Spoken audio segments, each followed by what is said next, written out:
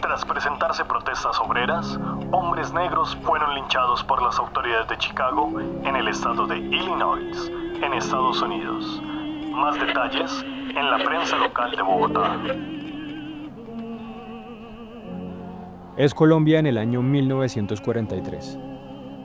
En junio, las noticias que llegaban a través de la prensa y la radio informaban del linchamiento de trabajadores negros en Chicago en medio de un clima de protestas. Varios de ellos fueron asesinados en un periodo de violencia racial extrema que se vivía especialmente en el sur de Estados Unidos en las décadas anteriores.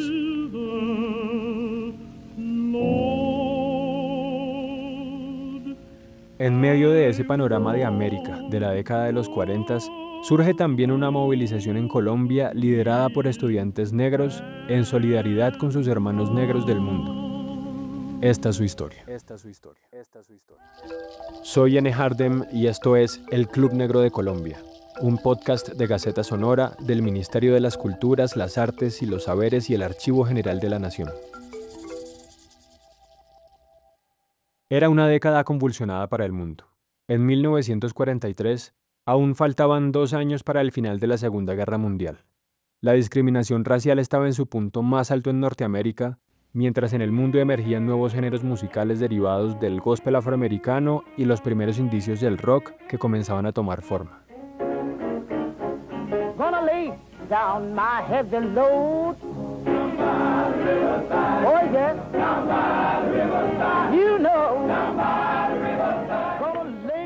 Géneros creados en las voces y los talentos de artistas y activistas negros.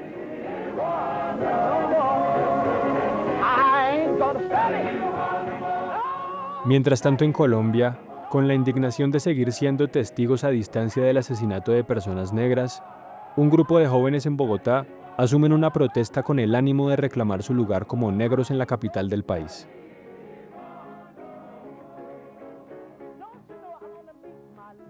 Uno de ellos, Natanael Díaz, un estudiante de 24 años nacido en Santander de Quilichao, en el norte del departamento del Cauca, que había llegado a Bogotá a estudiar Derecho en la Universidad Externado de Colombia y quien acordó con sus amigos, también negros, convocar una movilización para el día siguiente, el martes 20 de junio de 1943. Estimados compañeros, en Chicago fueron asesinados hombres negros como nosotros, que en su trasegar de obreros fueron linchados. Compañeros, mañana frente a la Biblioteca Nacional, en la calle 24 con carrera quinta. Una acción que Natanael realizó con una vocación de líder que ya lo acompañaba en tan corta edad y que estaría presente en el tan esperado encuentro de lo que sería después considerado como el Día del Negro.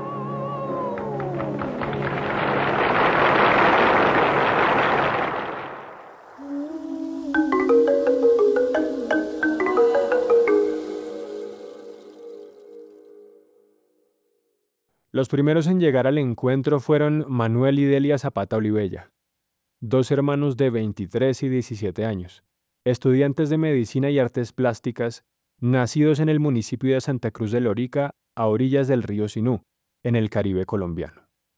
2 hermanos que, décadas después, serían para el país un baluarte de las artes, la literatura y la identidad negra de Colombia. Después llegaron Marino Viveros, Adolfo Mina Balanta, Elías Martán Góngora y Víctor Viveros, quienes serían destacados profesionales del país en el futuro, provenientes de la región Pacífico. Ellos y 5 estudiantes más, quienes habrían conformado en términos de la época una comunidad de intelectuales negros y mulatos, ya que, aunque eran provenientes de las 2 regiones más importantes del país frente a la población negra, Pacífico y Caribe, con costumbres e identidades diferentes, esta vez estaban hermanados por una causa. Es por eso que iniciaron lo que sería la manifestación o toma al centro de Bogotá, que daría inicio al Club Negro de Colombia.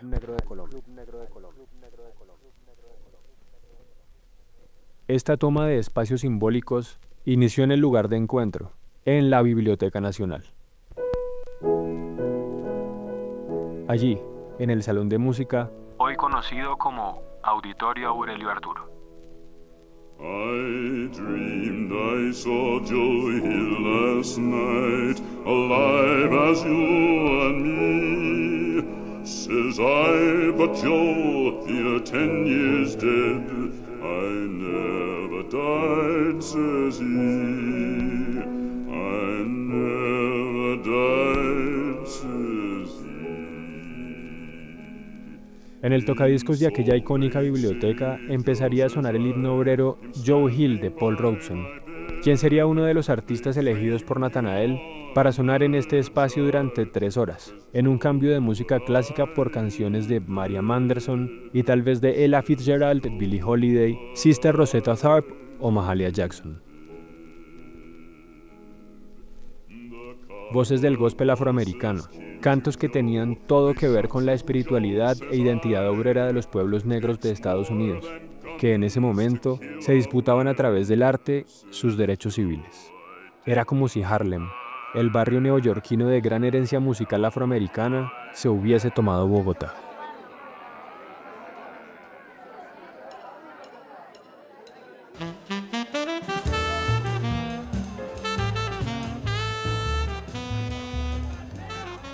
Marian Anderson y Josephine Baker, dos cantantes negras, serían las protagonistas para evocar el renacimiento de Harlem, un movimiento que en la década de los 20 había exaltado la herencia africana a través de expresiones culturales como la música. Un movimiento que tendría una importante influencia en el Día del Negro en 1943 junto a músicas cubanas.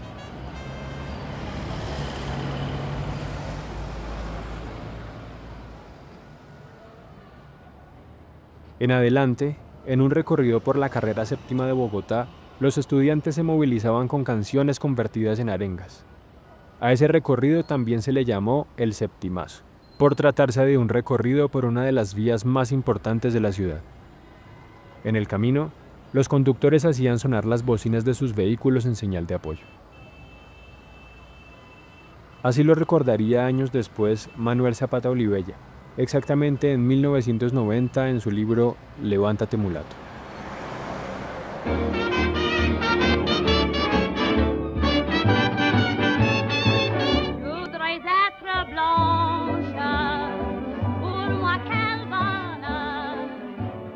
En este recorrido, la toma llegó a Cafés del Centro, donde Natanael Díaz pronunció algunos discursos.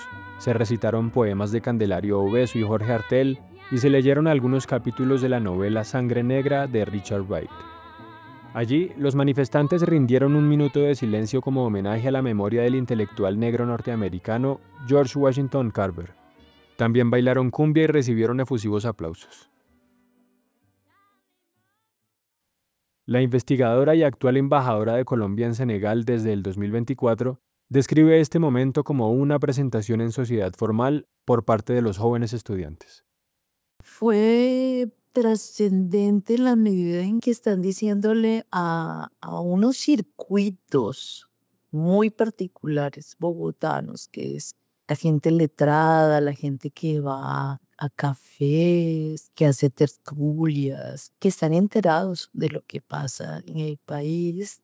Decir, mire, aquí estamos, somos hombres y mujeres negras valiosas, valiosos, que creamos, que hacemos literatura, que hacemos poesía, que pensamos el país, que pensamos la nación, que tenemos un pensamiento político para compartir. Y aquí estamos y pues pareciera que no había un conocimiento de las músicas negras y sobre todo de aquellos y aquellas músicas que estaban ligadas al movimiento de los derechos civiles en Estados Unidos. Una clase que, como lo describe la investigadora, se trataba de una privilegiada, de jóvenes que, aunque de regiones descentralizadas del país, tenían acceso a la educación superior en las mejores universidades públicas y privadas de la capital colombiana.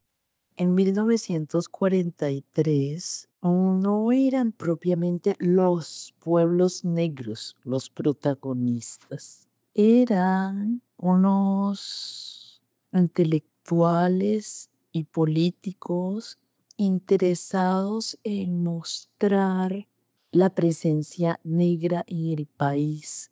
Yo diría que eran élites, ¿no? Son élites, también son élites letradas negras, quien pueden permitirse hacer eso porque creo que las grandes mayorías aún pues eran mayorías desescolarizadas, analfabetas muchas veces y muy lejos de este tipo de reflexiones. Una clase que, aunque privilegiada, también consideraba a otros sectores sociales de la misma pertenencia étnica y sus luchas. Esto es un poco un producto de unas élites negras que han tenido acceso a la educación y que tienen trayectorias vitales y familiares muy particulares. Entonces, por eso es que las músicas que se ubican en este espacio público bogotano son las músicas afroamericanas, ¿no? No son las músicas ni del Caribe, ni del Pacífico, ni las músicas negras de los valles interandinos.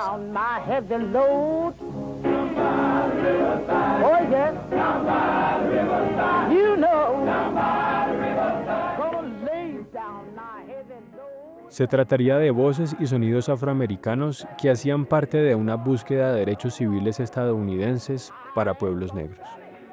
Movimientos que serían determinantes para líderes del Club Negro de Colombia, quienes tendrían el bagaje cultural para encontrar en estos procesos una inspiración política.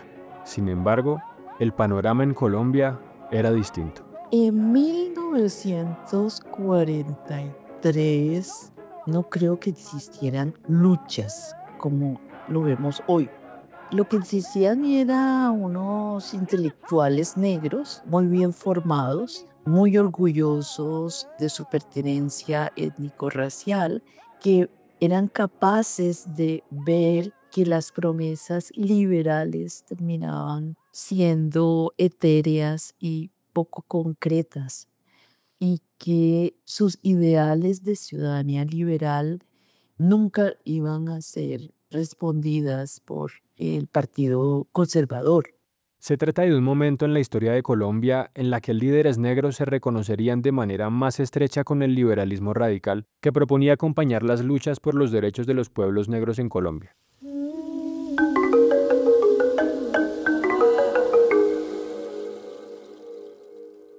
Según la escritora y poeta Rosa Chamorro, el país ya tenía una deuda histórica con los pueblos negros desde la época independentista, en donde Simón Bolívar y sus tropas, contando con el apoyo de Alexandre Pétion y otros militares negros provenientes de Haití, prometieron la libertad para los hombres y mujeres negros.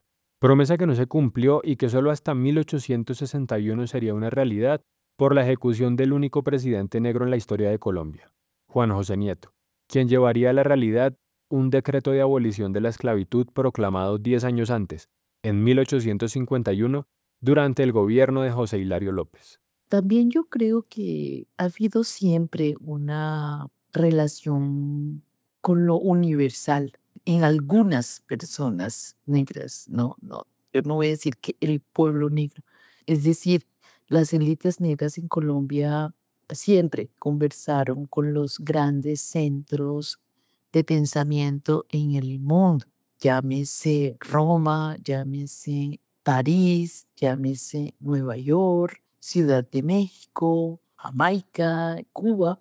Siempre ha habido como un cosmopolitanismo negro que pues creo que se refleja en este momento. Es por eso que el 20 de junio de 1943, la búsqueda iniciaba en términos simbólicos, en la forma en la que los estudiantes querían hacerse presentes y visibles en los centros de decisión y aporte intelectual del país. Una forma de decir, en el corazón de la capital colombiana, somos negros.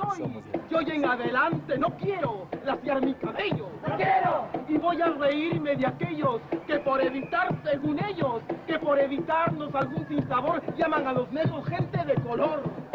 ¿Y de qué color? ¡Negro! ¿Y qué lindo suena? ¡Negro! ¿Y qué ritmo tiene? ¡Negro, negro, negro, negro, negro, negro, negro, negro! Para cerrar la jornada de movilización considerada el Septimazo o el Día del Negro, los estudiantes se tomaron la Plaza de Bolívar, un lugar simbólico que representa el poder político del país. Junto a la estatua de Simón Bolívar, rodeados del Capitolio Nacional, la Casa de Nariño y el Palacio de San Carlos, iniciaron un juicio político al Libertador.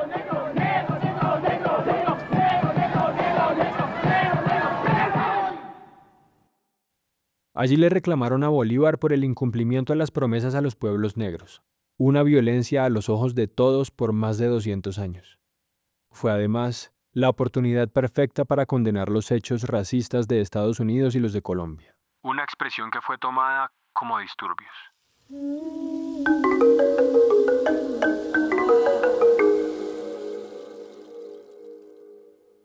Los estudiantes fueron llevados a la comisaría, detenidos por una noche, con la fortuna de haber encontrado allí un hombre a cargo que había sido estudiante de Manuel Zapata Olivella, por lo que el trato condescendiente hizo que esa detención fuera solo una anécdota en la que el oficial compartiría la noche con ellos alrededor de tragos de aguardiente.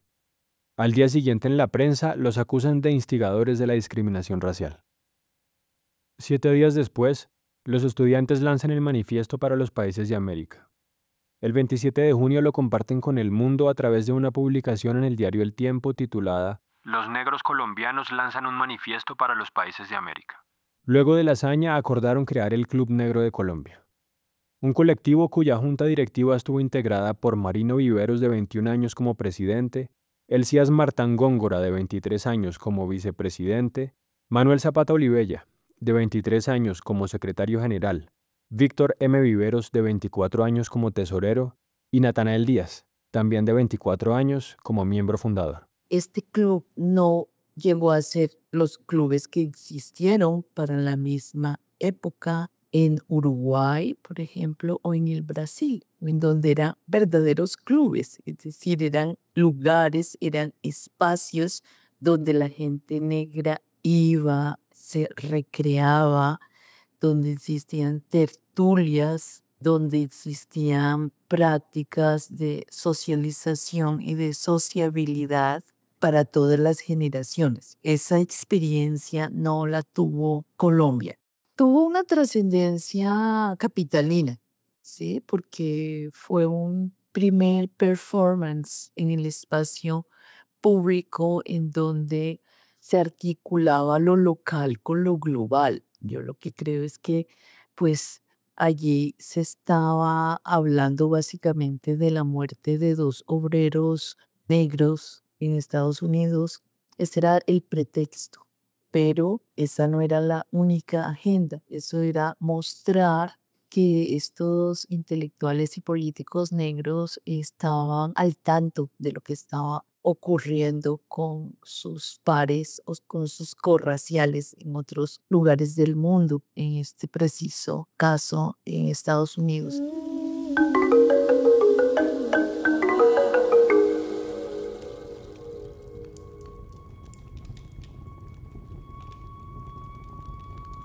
En 1948, apenas 5 años después de la celebración del Día del Negro, esa misma carrera séptima ardería tras el asesinato de Jorge Eliezer Gaitán.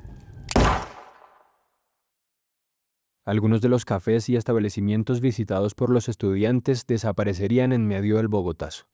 Este podcast está sustentado en la publicación El Club Negro de Colombia, el entrecruce de los conceptos de raza y clase en las ideas de Manuel Zapata Olivella y Natanael Díaz, de la escritora y poeta Rosa Chamorro, de la colección Otras Colombias Posibles, del Ministerio de las Culturas, las Artes y los Saberes y el Archivo General de la Nación. Guión, Angie Ramírez. Diseño sonoro, Giancarlo Vega. Producción, Heidi Correa. Narración, N. Hardem. Un podcast de Gaceta Sonora.